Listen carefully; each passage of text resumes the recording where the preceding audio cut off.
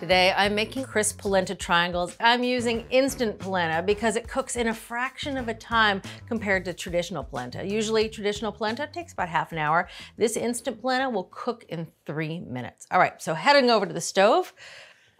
All right, so just gonna add a little bit of olive oil to the pan, about a tablespoon.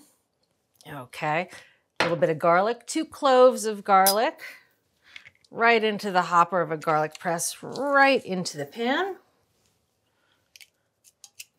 All right, and some salt, 3/4 of a teaspoon of salt. Now I'm just gonna cook this over medium heat, a minute or two till the garlic is good and fragrant and slightly softened.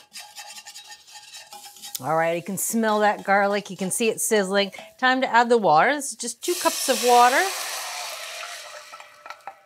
And we're gonna bring this to a boil before we add the polenta. That shouldn't take very long. But you see I'm making just a very flavorful, garlicky broth in which to cook the polenta.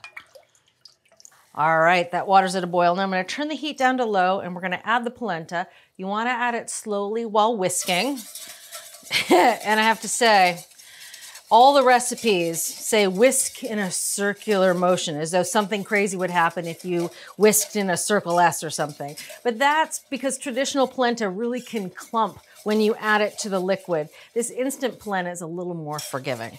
So we're gonna cook this about 3 minutes till it thickens nicely over low heat. You can see it looks a little watery still. It needs to thicken up just for another minute or two. All right, you can see the texture of that polenta really has changed. Before it looked like a layer of water and polenta underneath. Now it looks like one cohesive mixture. And you can see the bloops. Bloop, bloop. When you see those, you know you're good. All right, so off the heat this comes. All right, nice and hot. Just gonna finish it with a little more flavor. This is 1/2 ounce of finely grated Parmesan. Now I grated the Parmesan on a rasp style grater so that the shreds are really fine and they melt nicely into the polenta. Last but not least, a little bit of pepper, about 1/8 of a teaspoon. Now we're gonna firm this polenta up so that we can cut it into triangles and get it nice and crisp in the oven. So to firm it up, we're gonna use a cake pan. That just gets it into the right thickness. This is an 8-inch square cake pan. I've greased it thoroughly with vegetable oil spray, and I've put a piece of parchment in the bottom. Into the pan the polenta goes. And this style of polenta, you can scale this recipe up if you want to make a big sheet pan of it. It's great for parties because you think about it, you can make this 1 to 2 days in advance and then you just kind of throw it in the oven. It can be in there for about 45 minutes and you have a killer side dish that really goes with anything. And it's impressive. All right, so I'm just gonna spread this polenta into a nice even layer, and it has to cool on the counter for at least 1/2 an hour before you put it into the fridge. In the fridge, it'll firm up and chill for at least an hour, but you can do this up to 2 days ahead. Here's the polenta that has been chilling in the fridge. You can see it's nice and firm. Now to get it out of the pan, what you wanna do, loosen it on the sides, which I like to do with the back of a knife. It's just better for the knife and better for the pan. You just want to loosen it a bit. There we go. And then we're going to flip it out onto the counter. There we go. This is why the parchment comes in handy. It comes out of the pan like a dream. Just want to pat it dry, get rid of any condensation because that will inhibit browning, which is what we're trying to do in the oven. Now you can cut this into any shape you want. You can get clever and use cookie cutters. You can cut dinosaurs if you want. I'm just gonna do triangles because I think they look pretty and there's no waste. So I'm gonna cut squares first and then each square cut diagonally into a triangle. Okay, so the polenta is ready for the oven. Now you can grill the polenta at this stage. You could even fry it in a pan with a thin amount of oil. But today we're gonna crisp it up in the oven. So onto a nonstick baking sheet. I'm gonna add about 4 tablespoons of olive oil.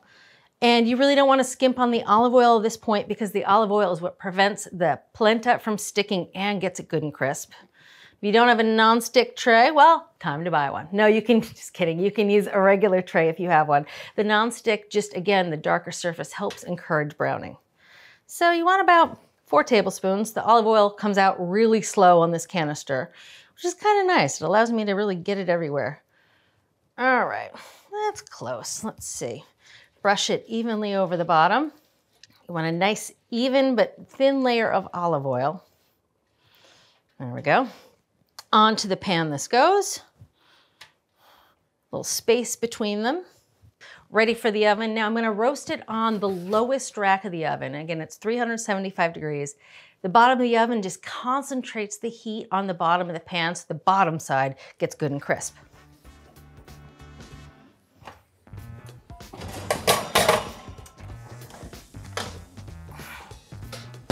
So here's that polenta. And again, I didn't flip these over halfway through cooking because I like one side to be a little soft and the other side, oh, look at that.